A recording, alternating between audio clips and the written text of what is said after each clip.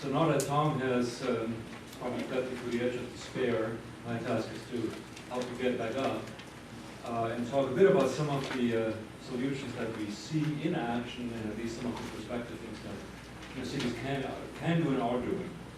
I want to actually, before I get into it, I want to just point out that in the book we have multiple chapters that do address some of the possible solutions that are partially underway, particularly in the areas that I will address in my presentation now, in the building sector, in transportation, and in energy. And actually, some of the following speakers will go into a little more detail on some of these issues as well, particularly transportation, buildings, and water.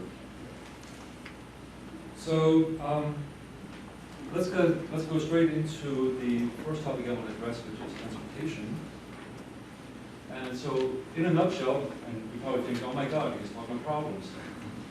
But here's in a nutshell one of the key issues that many cities are dealing with and are confronting. Now, transportation policy is most immediately concerned with what people typically call the modal mix, the vehicle choice and the mix of kinds of vehicles and transportation modes that people do use in cities. But the choices that are available to people that are really feasible are really shaped by sort of more fundamental policies. And these are land use policies and zoning codes. And these kinds of choices typically in many cities do result in sprawl and car dependence.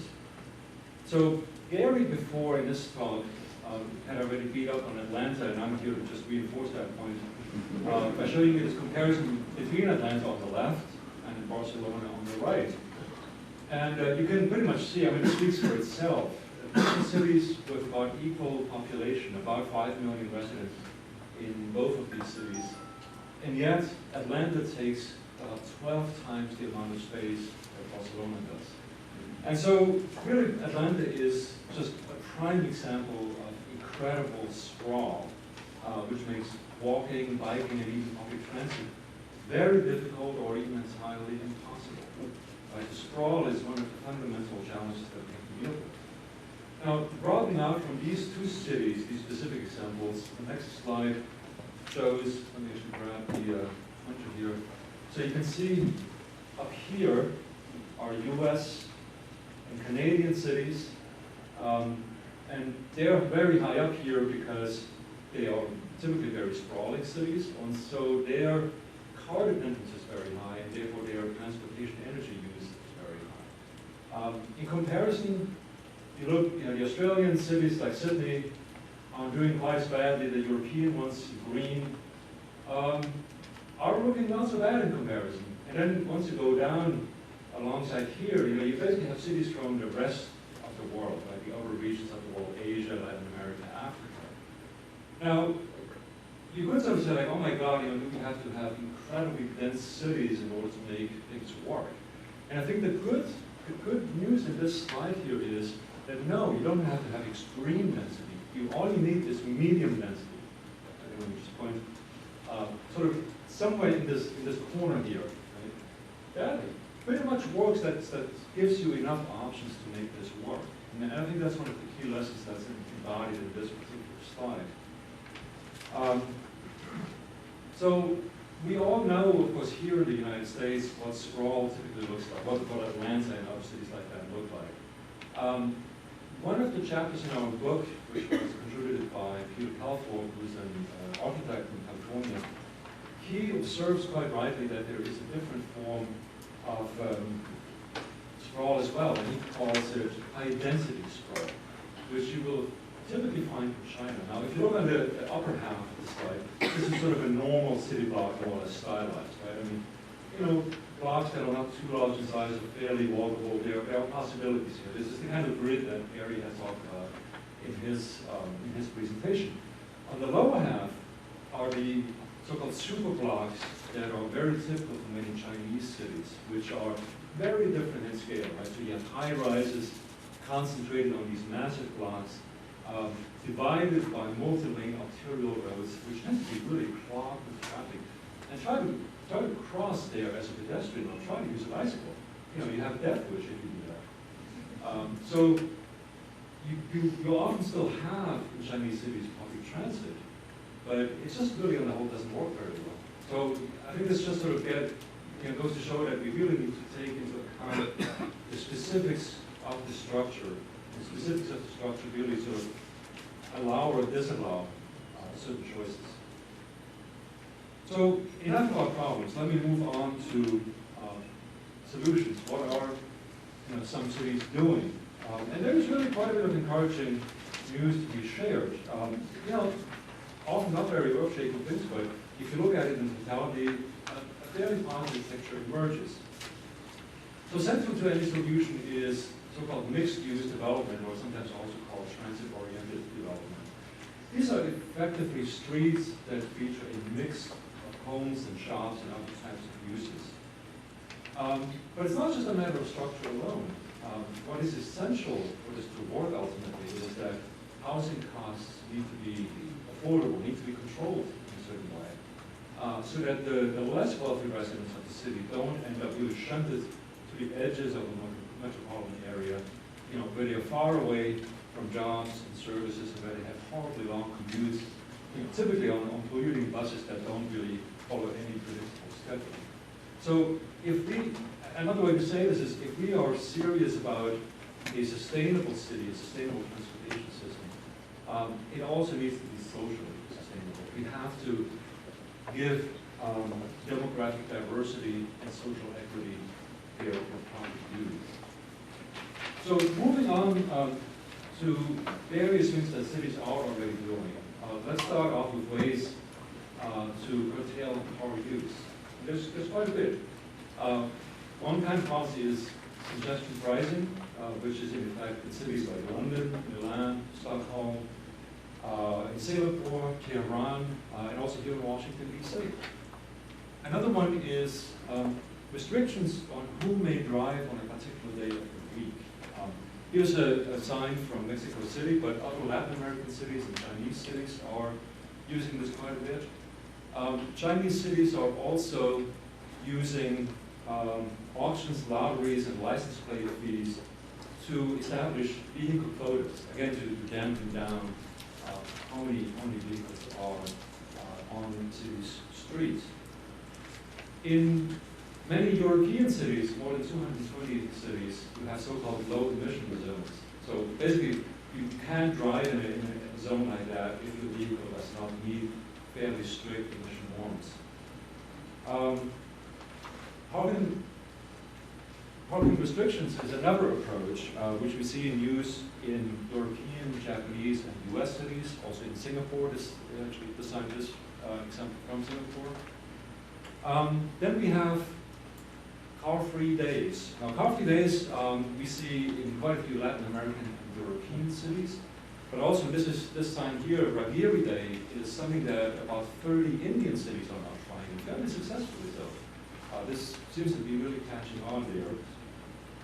Finally, we have the notion of car-free zones. So that it's not just a particular day, maybe a Sunday or a weekend day where you can drive in a particular area, but where a specific part of the city is off limits because of security. We don't have very many examples of this yet, but Oslo, this is the little map in the corner, the city council just announced recently that they are aiming to have the city center off limits for car use by 2019, fairly soon. And of course, they're planning to do this by making the city more walkable, bikeable than it already is, by reinforcing the public transit system.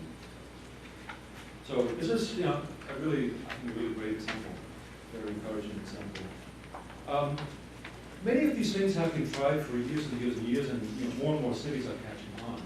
Something that's a more recent trend is car sharing. And car sharing I'm using as a term, sort of think of Zipcar as the prime example for this. From very faint beginnings in the late 1980s and early 1990s, typically in European cities, we now have more than 1,000 cities in over 30 countries that are attempting or that have some form of car sharing program in place. What I particularly find interesting is that the shared use mobility center here in the United States, is working in a number of cities. These include Chicago, Los Angeles, and also in New York State, Buffalo, and Albany. They're working to introduce car-sharing services for poorer residents, because typically, you know, the new things, the new fashionable things, are typically for people who are reasonably wealthy, who are, you know, in with the newest trends.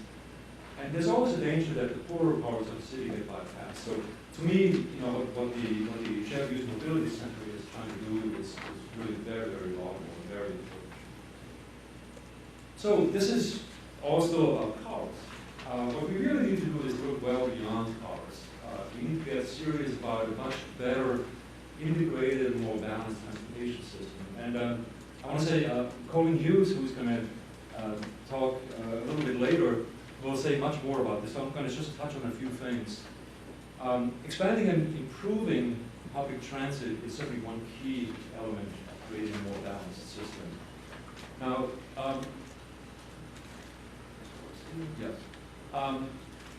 subway systems have long been in existence in a number of cities around the world, but since the 1970s in particular, if you look over this part of the graph, we see really a very rapid increase in the number of systems in operation worldwide. About 157 systems at the current count, up from just 17 in 1950. The problem with subways is they are expensive to build, and they often take a very long time to actually complete. So we also have light rail systems, right? Streetcars, trams, and such. They are not as expensive, but the problem there often is that they just don't have the same kind of capacity in terms of carrying passengers. So both of these have a bit of a downside in some ways. Now, luckily, there's a more recent addition to the mix, the so-called bus rapid transit, BRT. And this slide shows you that there are a number of unique features of BRT systems compared with regular bus service, traditional bus service. There are bus-only corridors, dedicated right-of-way lanes. Fares are collected before boarding. The platform usually is a little raised up. And these systems, as you can really nicely see in this slide, this is in Quito, Ecuador. The systems typically run in the center of the road where they function much, much more smoothly than if they were shunted on the side. You see here as well a very rapid rise of these kinds of systems worldwide. In Latin America, and especially Brazil, we still have by far the most used systems, but it is something that actually has become popular pretty much in all regions of the world. So another part of the solution with regard to transportation is to provide safe and attractive spaces for pedestrians and for bicyclists. And doing this successfully requires that motorized traffic be slowed down. The core areas of cities are pedestrianized, like Oslo is trying to do. And that there is adequate supporting infrastructure, which means proper bicycle lanes and also bike parking facilities. The city of Utrecht in the Netherlands, for example, is building a parking facility that will fit about 12,000 bicycles. Okay, 12,000 for a fairly small city in the Netherlands. So there's some really exciting developments out there. Now, while some cities like Amsterdam, shown here, have long been bicycle champions, Copenhagen is another one that's always on top of the list. I think we have some indications now that policies to promote and to support cycling are not limited anymore to these avant-garde cities, as it were. There's really a fairly intelligent spread to other cities around the world. One manifestation is bike sharing, and you can see here on this slide a number of examples of different cities from different parts of the world. Now, bike sharing programs expanded from just a handful of European cities initially. They now collectively worldwide encompass more than 800,000 bicycles, and in about 710 cities around the world. So that's really quite impressive for a fairly short amount of time within which this all developed. And again, like with car sharing, let me point to a social component here. Programs like Divvy for Everyone in Chicago to make bike sharing available and affordable in lower income neighborhoods. Again, the social aspect is really very, very important now. This has to be done so it works for everyone. Okay, so let me move on to buildings. Again, sort of in a nutshell, buildings are wasteful. Buildings certainly are among the biggest users of energy, water, and materials, as Tom had already pointed out earlier. And the global building stock is rising quite rapidly. But I'm not going to dwell on the problems. I'm going to move right along to the solutions. And so the code here that I have on this slide, much of green building is simply good time-tested design practices. This is quote from Martin Roseland, who's quite an important figure in this field. These practices, these principles include the following: building orientation and design, maximizing natural light and ventilation, improved insulation, and use of recyclable and sustainable construction materials. And so none of this is exactly rocket science, right? I mean, a lot of these design principles we are very familiar with. And it's just a matter of applying them. Sure, I mean, there are more modern tools and there's modern materials that may not have been available some time ago. That's fine. I mean, I'm not making an argument that, the sort of cutting edge, as it were, technologically doesn't matter. But a lot of it is really just common sense at a base level. So what's important here, I think, is to make a basic distinction between old and new buildings. New buildings that are being constructed, in principle, give really a wide latitude of choices with regard to design, the systems that are built into the structures and materials used. By contrast, older buildings, of course, you need to do some sort of retrofitting to deal with the problems of capacity, give it pay attention to the challenges that we're facing now. For both purposes, really, we have now a proliferation worldwide of green building standards and rating systems. And here are just a number of the labels for different programs from different cities, from different countries around the world. LEED, which of course is the system here in the US, Leadership in Energy and Environmental Design, is by far the most widely used, not just here in this country, but also elsewhere around the world. It's quite a popular standard. Many of the others are, in fact, variations of this standard. They are tailored to particular national or regional needs. Just to give you a brief example, in the Middle East, this is actually on your garden here.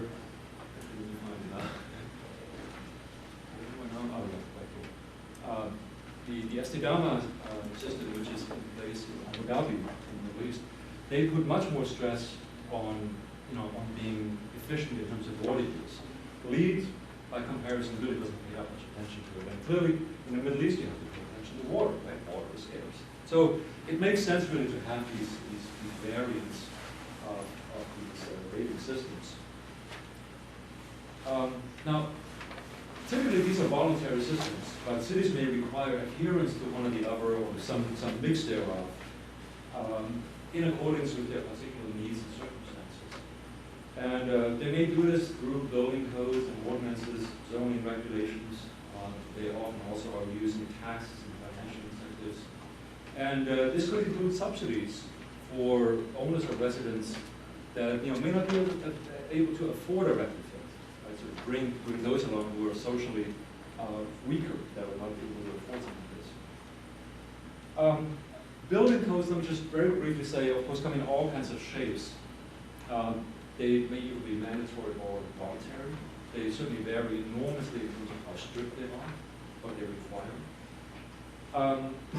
Some may apply, or the green part thereof may apply only to municipal structures, others may also to privately owned buildings. And another distinction is that some may apply only to new structures and others to existing buildings. And I'm just being told that I'm probably also running over my time, so I'm going to try to be fairly brief.